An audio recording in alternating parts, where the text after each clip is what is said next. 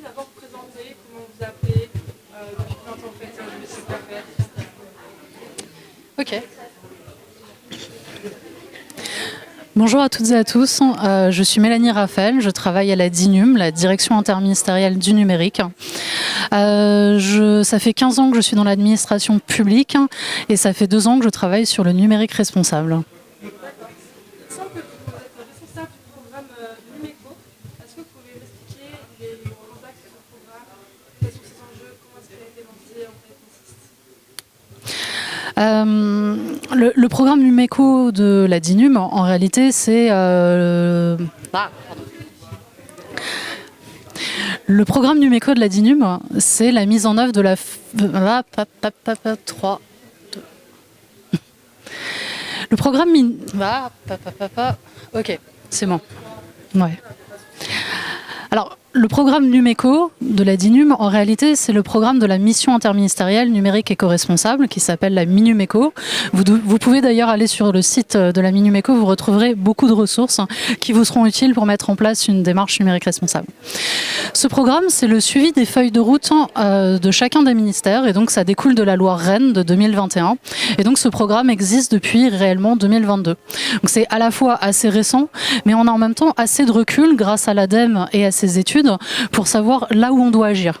Et donc dans ce programme, on prend à la fois les DSI et les DNUM de chaque ministère pour les accompagner sur la réduction de l'empreinte environnementale du numérique, à la fois sur le matériel, à la fois sur les data centers, à la fois dans l'éco-conception des services numériques, mais aussi sur les innovations et donc l'IA. Et donc, globalement, c'est un programme de formation. Pas uniquement. Ah oui, d'accord. Et vous voulez que je parle? Oui, bah oui, puisqu'on était sur la... Oui, bien sûr. Ok, et ben Et donc pour pouvoir mettre en œuvre... pardon, vous voulez que je reprenne à zéro ou vous voulez que je complète? Ouais, ok, d'accord. Ok, donc je prends un autre acte. Attendez. 3 secondes. C'est bon.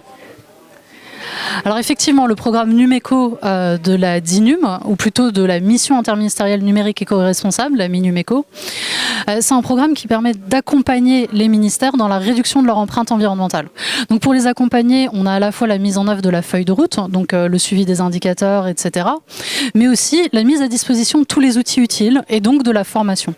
Pour la formation, ce qu'on a mis en place, c'est à la fois un référentiel pour les agents publics, mais que vous pouvez utiliser dans tous les métiers du numérique, puisqu'effectivement, quand vous êtes chef de projet, il y a des spécificités, bien entendu, pour le public, mais on retrouve les mêmes axes de travail. Et puis, on a mis en place des formations. Ces formations sont accessibles pour les agents publics sur Mentor, donc la plateforme de formation des agents publics. Et puis, vous pouvez retrouver toutes les ressources qu'on a utilisées, donc les vidéos experts, les podcasts, etc., sur le site MINUMECO et les utiliser pour former vos salariés, vos agents. Super. C'est quoi, du coup, les conseils, là, comme ça, que vous donnez globalement pour devenir un acteur qui est responsable dans le numérique? Un acteur... Ouais, mais du coup, au niveau entreprise, au niveau salarié, au niveau... Entreprise, plutôt dans les décideurs, donc ici, c'est les DSI. Sim le DSI, ok. Leur donner à eux, qu'est-ce qu'ils peuvent implémenter, quelles initiatives?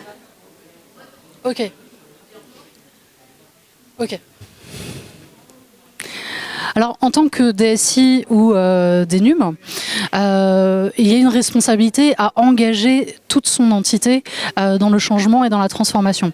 Ça demande bien entendu beaucoup de réflexion et d'avoir une stratégie, une gouvernance du numérique responsable.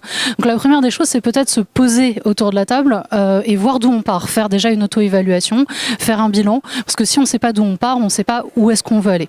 Donc ça, c'est la première chose. La deuxième, c'est qu'on a des attentes, qu'on soit dans une entreprise ou qu'on soit dans une administration. En face de nous, on a soit des clients, soit des citoyens et des usagers qui ont des attentes. Donc il faut voir comment la société évolue et les attentes qu'on a sur l'aspect environnemental, mais aussi social, et coupler les deux.